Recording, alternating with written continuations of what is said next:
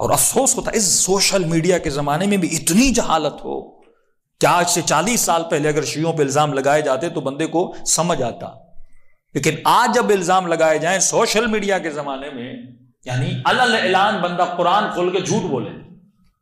مثلا پہلے بولا جاتا کہ شیعوں کے 40 جز ہیں تو بات سمجھ میں آتی تھی، لوگوں کی رسائی نہیں تھی، شیعوں تک مان بھی لیتے تھے. لیکن آج اگر کوئی بولے شیعوں کے 40 جز ہوتے ہیں تو بھائی اگر ہیں تو بھائی ہمارے پاس بھی لاؤ، ہم بھی دیکھیں یہ 10 کون سے تھے. ایران کا کوئی قرآن لاؤ، لبنان کا کوئی قرآن لاؤ، پاکستان کی مسجدوں میں محفلوں میں کوئی لاؤ.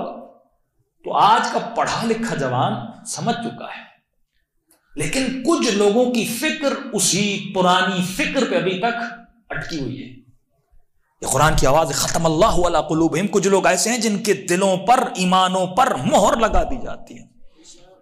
یہ مہر نہیں ہے، یہ لعنت گمراہی ہے. یہ مہر نہیں ہے، یہ اللہ کی لعنت ہے. یہ کبھی بھی پلٹیں گے نہیں. جس طرح آپ نے دیکھا ہوگا کافی لوگ بزرگ ہو جاتے ہیں نا، ان کو کہو بابا جی اسمارٹ فون ہے، اس کو آپ بٹن والا فون چھوڑ دو، اسمارٹ یوز کرو. تو کہتے ہیں بیٹا یہ میری سمجھ میں نہیں آتا، مجھے وہی بٹن والا فون. تو کچھ وہی بٹن والے مسلمان ہیں جن کے ذہنوں میں وہی پرانے بٹن پھنسے ہوئے ہیں. جتنا کہو ان کی سمجھ میں نہیں آتا، اور ان کا اخلاق بتاتا ہے. مثلا میں نے اس سال ایک جملہ کہا تھا کہ جب ہمارے جلوس نکلے اور اس سے پہلے ان کے جلوس نکلے، اور 40 میں تو مومنین نے اتنی شرکت کی اور دنیا کو بتا دیا کہ حسینی ہوتا کیا ہے. ریلیاں نکالی اور کافر کافر، شیعہ کافر کے نعرے لگائے گئے. تو ایک جوان بڑا غصے میں تھا، مولانا ہمیں کافر کہہ رہے ہیں. بھائی غصہ کیوں کھاتے ہو؟ وہ تو قابل ترس ہیں، غصہ تم پہ کرنا ہی نہیں چاہیے. کہ کیوں مولانا ہمیں گالیاں دے رہے ہیں؟ میں نے کہا یہ بتاؤ اگر کسی گھر میں جاؤ اور اس گھر میں ایک طوطا ہو اور طوطا تجھے گالیاں دے،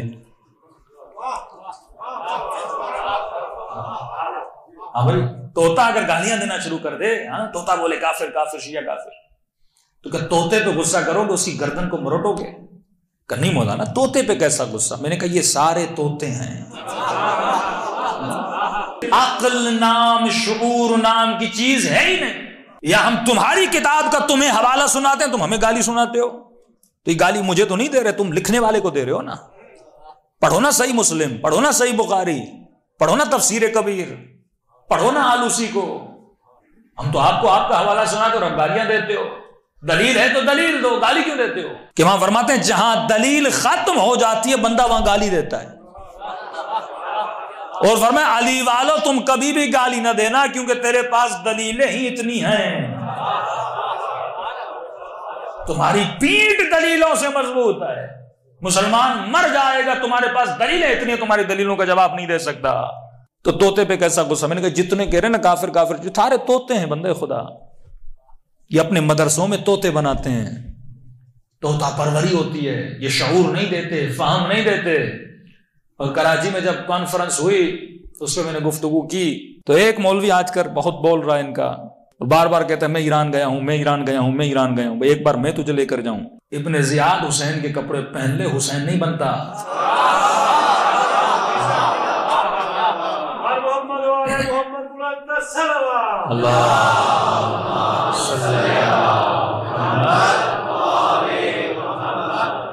اس نے وہاں پر آ کر صحیح بخاری کی غالباً ایک حدیث پڑھی.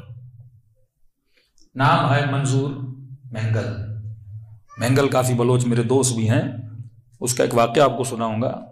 لیکن اس نے کہا کہ بخاری کی حدیث ہے کہ رسول خدا نے فرمایا کہ جس نے اپنے مسلم بھائی کو کافر کہا یہ کفر اسی کی طرف پلٹتا ہے.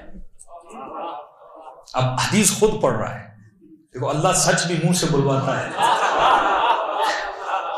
یہ مسلمان سنے بھائی تیرا عالم خود آ کے اسٹیج پہ حدیث پڑھا کہ رسول نے فرمایا جو اپنے مسلم بھائی کو کافر کہے وہ کفر اسی کی طرف پلٹتا ہے.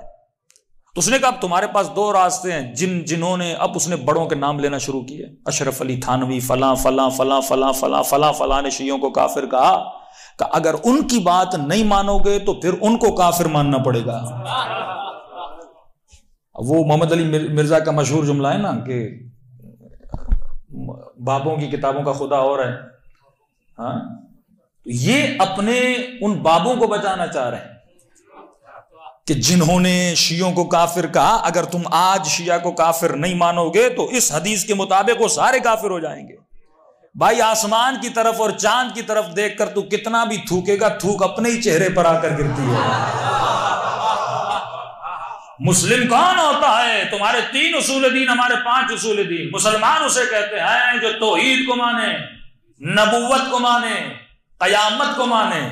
شیعہ تو تینوں کو مانتے ہیں، توحید کو بھی مانے، نبوت کو بھی مانے، قیامت۔ ایک حدیث نبی خدا کی لا کر دکھا، اگر اصحاب میں سے کوئی کسی صحابی کو نہیں بھی مانتا وہ کافر ہو جاتا ہے۔ ایک حدیث ہمیں لا کر دکھا، اگر اصحاب میں سے کوئی کسی صحابی کو برا بھلا کہتا ہے یا نہیں مانتا یا فور ایگزامپل اس صحابی کو گالی دیتا ہے، وہ دائرہ اسلام سے نکل جاتا ہے۔ اگر یہی اصول تو نے بنایا تو پھر کئی اصحاب کو تمہیں دائرہ اسلام سے نکالنا پڑے گا،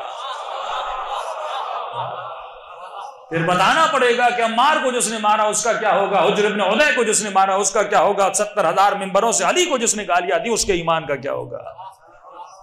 تو اپنی بات اپنے منہ پہ آ کے ان کے گرتی ہے۔ اور ابھی اس نے ایک نئی بات کی کہ شیعوں کو قرآن پڑھنا نہیں آتا، ان کے پاس حافظ قرآن نہیں ہوتے، حالانکہ مصر کے بعد سب سے بڑا جو قرآن کا مقابلہ ہوتا ہے اب ہر سال وہ ایران میں ہوتا ہے۔ تاریخ اسلام میں تم نے بھی 4 سالہ حافظ نہیں دیا ہوگا، شیعوں نے 4 سالہ حافظ دیا تھا۔ تمہاری لینگویج بھی عربی نہیں ہے، جو عراق کے شیعہ ہیں انہیں عربی پڑھنا نہیں آتی، جو لبنان کے شیعہ ہیں انہیں عربی پڑھنا نہیں۔ ارے یہ سوشل میڈیا کا زمانہ ہے، اور سما ٹی وی پر تو ہمارے بچے آئے اور انہوں نے قرآن پڑھا، اور نہیں اگر تو کراچی میں بیٹھا ہوا ہے وہیں پر آجا، تجھے لے کر جاتے ہیں، ہمارے کئی حافظ بچے وہاں پر بیٹھے ہوئے ہیں۔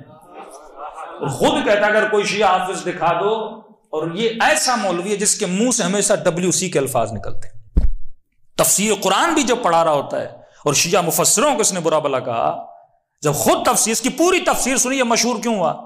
گندے سے گندے لطیفے، گندی سی گندی باتیں، اور شیعہ مولویوں کو برا بلا کہنا، حالانکہ میں نے تو اس کا نام منظور مینڈک رکھا ہے، اپنی شکل مینڈک جیسی ہے۔ کیوں؟ کیونکہ مینڈک جب کنویں میں ہوتا ہے نا وہ باہر کی دنیا کو نہیں دیکھ پاتا، وہ سمجھتا ہے جو میں نے سیکھا وہی، جو مجھے آتا ہے وہی ہے۔ لیکن جب وہ بندہ کنویں سے باہر نکلے پھر تجھے گلی گلی میں شیعہ حافظ قرآن بھی نظر آئے گا۔ نہیں آتا تو کراچی میں ہم تمہیں لے کر جاتے ہیں، وہاں حافظین قرآن ہیں، اور اتنے اس نے عجیب لفظ استعمال کیا، عجیب لفظ اپنی توہین کے لیے۔ اگر کوئی شیعہ حافظ قرآن مل جائے تو کہہ رہا میرے منہ پہ آ کے پیشاب کرنا۔ عجیب آدمی خود کو گالی دے رہا ہے۔